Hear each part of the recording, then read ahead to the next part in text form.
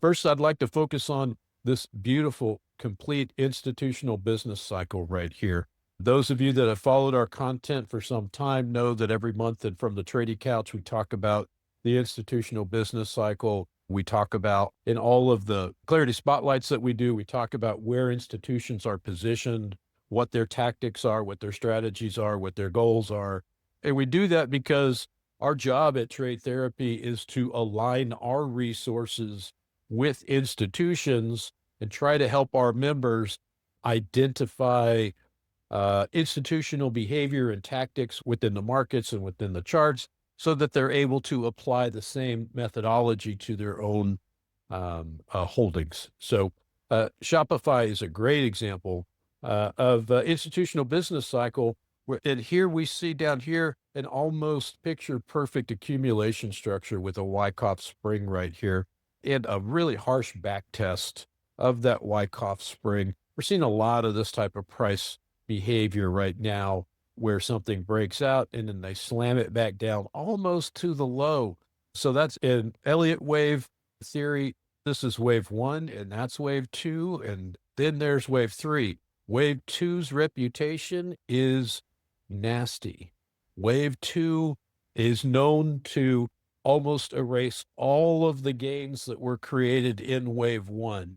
And if you think about it logically from an institution standpoint, we comment all the time about how Wall Street does not want retail in their trades.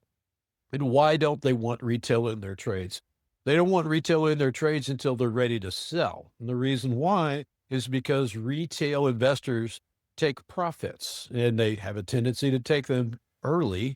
And when institutions are trying to move price out of the range, they don't want people selling into them because that means they have to absorb them. So the way they move price is they overload the order book. So that means at every level, as price goes up, there's a certain amount of shares that are available at each price level. Institutions can see all of the different ranges and all of the different limit orders that are available at all of the different prices. And let's say, for example, at $1, there's 100 shares available. At $2, there's 100 shares available. To move price from 1 to 2, all they have to buy is 101 shares. And that moves it up to the next level. And they can do that and they execute their plans and they're able to move price like that very quickly with very low volume. And so the more that people sell into them, that kind of messes up their system. It causes them to have to accumulate all of those additional shares as they're trying to move price up. And they don't want to accumulate shares up in here.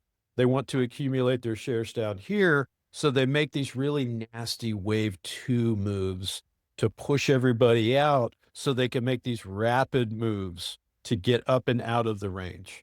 So that's why they do that.